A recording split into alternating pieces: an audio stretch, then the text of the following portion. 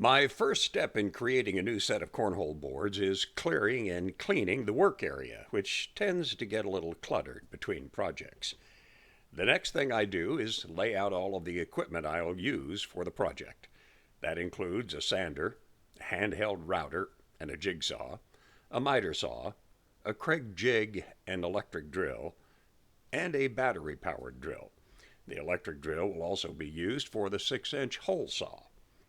Then I purchased the necessary wood and hardware, 3-inch and 4-inch select pine for the undercarriage, legs, and leg brace, 3/4-inch birch plywood for the top, and 2.5-inch carriage bolts, washers, and wing nuts.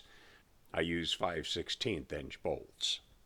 The first step in the actual construction is to cut the 4 long sides for the 2 boards from the 3-inch pine and drill pocket holes in them to attach them to the underside of the plywood top. I then cut the 3 short boards for the ends and center brace.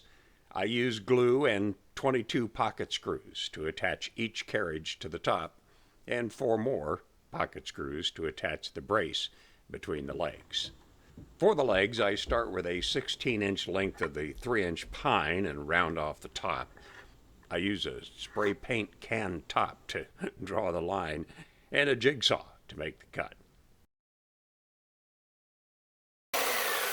After drilling the holes to attach the legs to the undercarriage, I use a simple trick to make sure the length of the legs and the angle at the bottom of the legs are correct to sit flatly on the ground and elevate the rear of the board to 12 inches to meet tournament standards.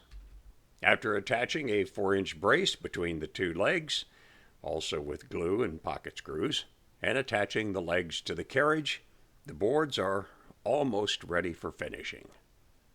What I need to do now is round off all of these sharp edges out here and inside here so that people don't hurt themselves, and more importantly, so they don't hurt the bags. And we're going to do that using the handheld router to get a nice round edge on everything.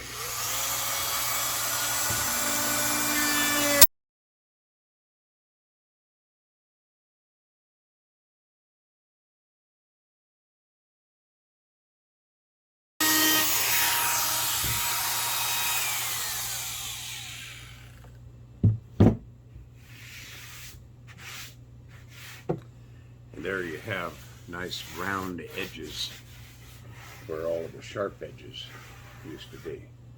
Okay, after rounding all of the edges, now I need to sand the board, all of it, from the edges, around the edges, the top of it, inside here.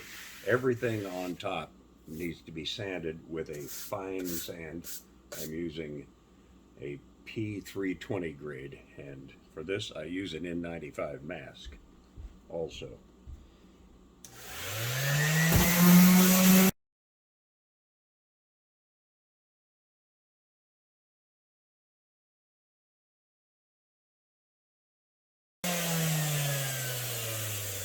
I'm going to have to hand sand the inside of this.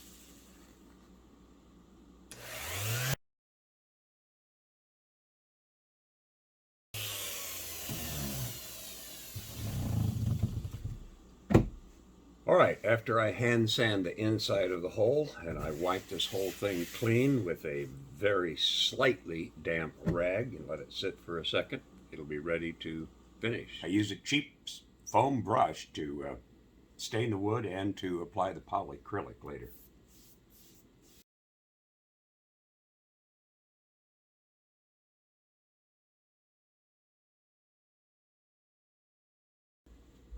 We're going to let this stain sit for no longer than about 5 minutes before we wipe off the excess with a cloth.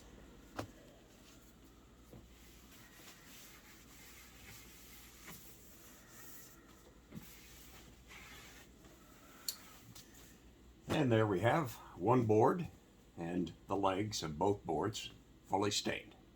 Now both of the boards are fully stained, the boards and the legs for both boards. So the last step will be to put 4 to 5 coats of polyacrylic on each of the boards. After I've applied 5 coats of polyacrylic and reattached the legs, the boards are ready and eager to play. Before delivering them to their new parents, I test them for speed in my backyard court.